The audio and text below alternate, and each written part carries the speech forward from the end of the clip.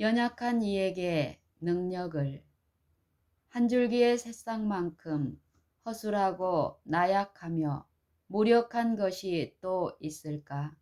하지만 여러분은 이 새싹잎 하나가 가진 놀라운 힘이 발휘되는 것을 주의해 본 적이 있는가? 흙덩어리를 들어 올리는 것은 무엇인가?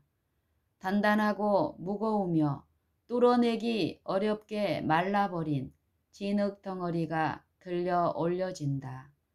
무엇이 그것을 서서히, 그렇지만 또렷이 움직이고 있는가? 그것은 동물도 아니고 곤충도 아니라 아주 새파랗게 어린 새싹들이다. 진흙덩어리는 풀잎보다 몇 배나 무겁지만 풀잎은 그것을 손쉽게 들어 올리는 것처럼 보인다. 사실 작은 풀뿌리가 그런 힘을 내리라고 기대하기는 어렵다. 만일 진흙을 아무리 조심스럽게 풀 위에 내려놓는다 해도 진흙의 무게는 결국 풀잎을 짓누르고 말 것이기 때문이다. 풀잎이 갖고 있지 않은 또 다른 힘이 분명 이런 놀라운 현상을 일으키는 것이다. 성경은 하나님의 말씀 속에 있는 힘과 생명이 풀잎을 자라게 한다고 말한다. 성경은 하나님의 말씀 속에 있는 힘과 생명이 풀잎을 자라게 한다고 말한다. 하나님이 이르시되 땅은 풀을 내라 하시고 그대로 되었다. 하나님이 이르시되 땅은 풀을 내라 하시고 그대로 되었다. 조그만 도토리를 살펴보자. 정말 미미하고 보잘것없는 도토리이다. 하지만 다시 살펴보라. 보이지 않는 생명과 놀라운 힘으로 딱딱한 껍질을 뚫고서 뿌리를 밑으로 내리며 작은 줄기를 위로 뻗는다. 그것은 방해물을 벗어나 장애물을 기어오르면서 강한 바위를 뚫어내며 자라고 계속 자라난다. 대체 이 보이지 않는 생명은 어떻게 된 것인가? 이 놀라운 힘은 과연 무엇인가? 그것은 하나님의 말씀 속에 있는 생명과 힘이다. 하나님이 이르시되 땅은 풀과 씨 맺는 채소와 각기 종류대로 씨 가진 열매 맺는 나무를 내라 하시니 그대로 되었다. 이의 두 생물은 비록 가장 약하고 보잘것없는 존재들이긴 하지만 자기들의 약함이 하나님의 말씀의 능력과 합쳐졌을 때 어떠한 능력의 기적이 생기는 것을 드러내 보여준다. 그대도 이와 동일하다. 그대는 연약한가?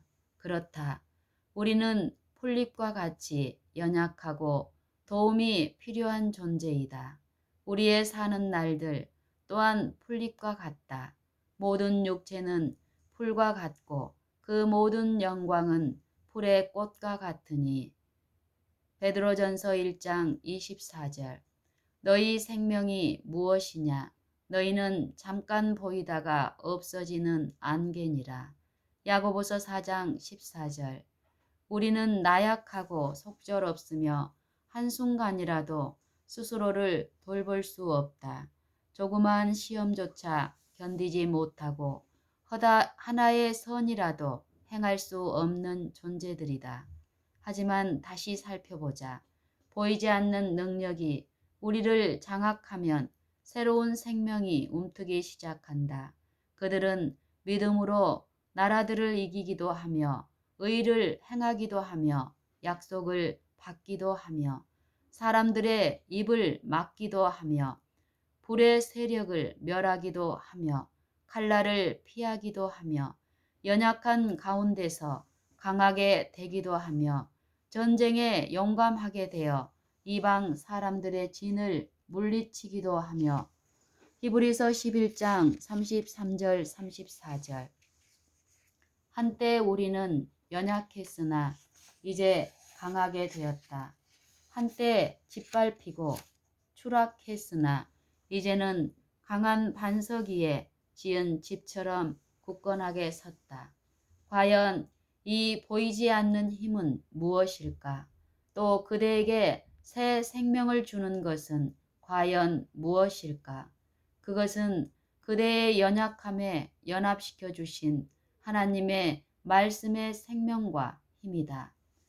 그것은 그대의 연약함에 연합시켜 주신 하나님의 말씀과 생명과 힘이다. 하나님의 생명과 그분의 능력이며 그분은 자기 앞에 즐거운 것을 예수 그리스도로 말미암아 우리 가운데서 이루는 말씀으로 역사하신다.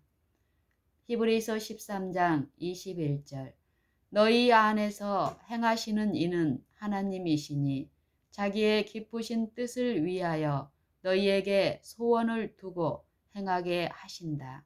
빌립보서 2장 13절 그대 안에 말씀이 거하지 않으면 마치 모래 위에 지은 집과 같다. 홍수가 나고 바람이 불어올 때 그대를 붙잡아 주는 것은 아무것도 없다. 그대 안에는 견뎌낼 수 있는 힘이 전혀 없기 때문에 풍랑을 견뎌내는 것은 전적으로 불가능한 일이다. 하지만 그대가 모든 시대를 통틀어 가장 무기력한 사람이라고 해도 하나님은 기꺼이 그대를 받아주신다.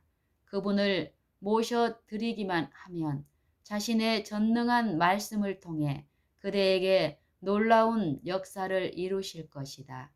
그러나 하나님께서 세상에 미련한 것들을 택하사 지혜 있는 자들을 부끄럽게 하려 하시고 세상의 약한 것들을 택하사 강한 것들을 부끄럽게 하려 하시며 하나님께서 세상의 천한 것들과 멸시받는 것들과 없는 것들을 택하사 있는 것들을 폐하려 하시나니 이는 아무 육체도 하나님 앞에서 자랑하지 못하게 하려 하심이라.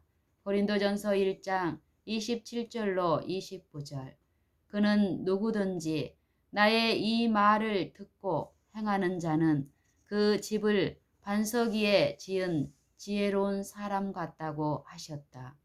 그렇다면 그분의 말씀을 마음에 받아들이고 역사하도록 허락하는 것은 흔들리지 않는 바위 위에 집을 짓는 것과 같을 것이다. 예수께서 말씀 안에 거하시고 그분 자신이 말씀이시므로 요한복음 1장 6절 겸손하게 말씀을 받아들이는 것은 예수님을 우리 마음속으로 모셔 역사하시게 하는 것이 된다.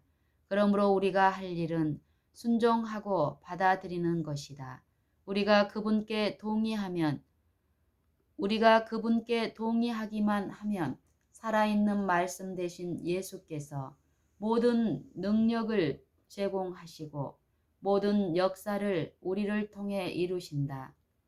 그리스도와 하나된 타인에게 간접적으로 연결되는 것으로는 충분치 않다.